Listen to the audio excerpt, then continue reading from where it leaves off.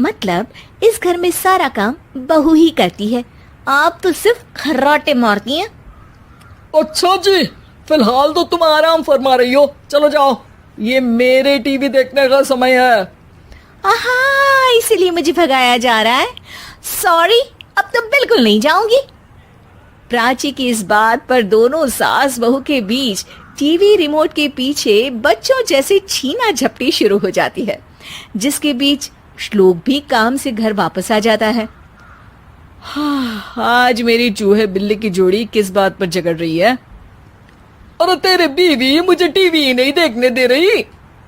अरे तुम्हारी मम्मी मुझे खाना बनाने के लिए फोर्स कर रही है। अरे वाह, ऐसे बेतुके रीजन पर तो बच्चे भी झगड़ा नहीं करते। अरे मुझे कुछ मत बोल, सब इसने ही शुरू किया है। हाँ हाँ, जैसे आप तो बहुत दूध की धूली है ना। अरे बस, दोनों चुप। प्राची जाओ, खाने की तैयारी करो। और माँ तुम छोड़ो, तुम्हें क्या बोलूं, शांति से अपना सीरियल देखो, मुझे दोबारा लड़ने की आवाज सुनाई नहीं देनी चाहिए। ऐसा बोलकर श्लोक वहां से चला जाता है, जिसके पीछे पीछे प्राची भी कुछ न कुछ बड़बड़ाते हुए रसोई में चली जाती है। हाँ हाँ, सासू जी को तो कुछ बोलेंगे ही नहीं, बस मुझ पर ही हुक्म चलता है, खाना बनाओ, जैसे मैं इनके घर में खाना बनाने के लिए आई हूँ। इसी तरह शाम बीतती है और रात को श्लोक और प्राची की सास खाना खाकर सोने चले जाते हैं, लेकिन प्राची गुस्से में कुछ खाए बिना काम में ही लगी रहती है। इस घर में किसी को घंटा फिक्र नहीं पड़ता, मैं खाऊं या भूखी रहूं। प्राची कुछ देर के लिए रसोई से बाहर जाती है और जैसे ही वापस आती है तो वहां दूध का भरा ग्लास देखकर हैरान रह जाती है। फिक्र पूरी है, बस दिखाना नहीं है। प्राची दूध पीकर सोने चली जाती है और अगली सुबह एक बार फिर सास बहू का कार्टून नेटवर्क स्टार्ट हो जाता है। ये तुमने ही किया है। अरे अजीब जबरदस्ती है, मैं बोल रही हूँ मैंने कुछ नहीं किया। दोनों ने मिलकर पूरे घर को पागल खाना बनाया हुआ है। यहाँ कोई नॉर्मल इंसान तो रह ही नहीं सकता, इसीलिए अब पड़ोसी क्या रिश्तेदार भी घर आने से कतराते हैं। और सुन बेटे, तू भी चंगा, तेरी माँ भी चंगी, तेरी बीवी भी चंगी, रिश्तेदार। हाँ जी, आपको नहीं पता क्या, गंगाधर ही शक्तिमान है, रिश्तेदार ही। हाँ हाँ, बस समझ गया। कभी जानवरों जैसे लड़ेंगी तो कभी जुगलबंदी करेंगी। भाई मैं आप दोनों के बीच में नहीं फंसना चाहता।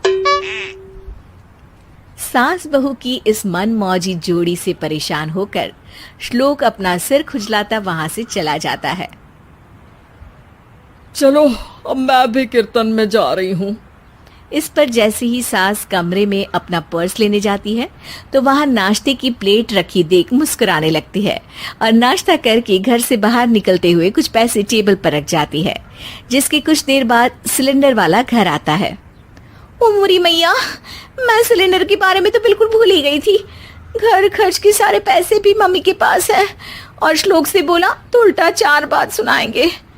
प्राची ये सोच ही रही होती है कि अचानक उसका चेहरा चमक उठता है और वो घर में आकर इधर उधर देखने लगती है।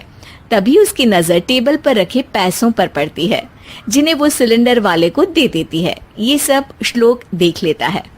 अच्छा बेटे, इतना बड़ा घोटाला, सबके सामने मैं तेरी दुश्मन और पीठ पीछे तेरी मेरी यारी। इस पर श्लोक एक प्लान बनाता है और शाम को सब एक साथ बैठे होने पर बोलने लगता है। माँ, तुम दोनों की बहुत लड़ाई होती है, इसलिए मैं सोच रहा हूँ कि प्राची को उसके घर छोड़ाऊं, इससे वो भी खुश रहेगी और तुम भी। अचानक श्लोक की ये बात सुनकर सास बहू शौक से उसकी तरफ देखती हैं। अरे ऐसे कैसे घर छोड़ाओगे, मुझे कहीं नहीं जाना। अरे तुमने बोला नहीं पर मैंने सुन लिया, तुम्हें मम्मी के साथ रहना अच्छा नहीं लगता, मुझे पता है। अरे वाह, अरे जब बहू खुद कुछ काम बोले तो वो तुझे सुनता नहीं, और अब जो इसने बोला ही नहीं वो तू समझ गया।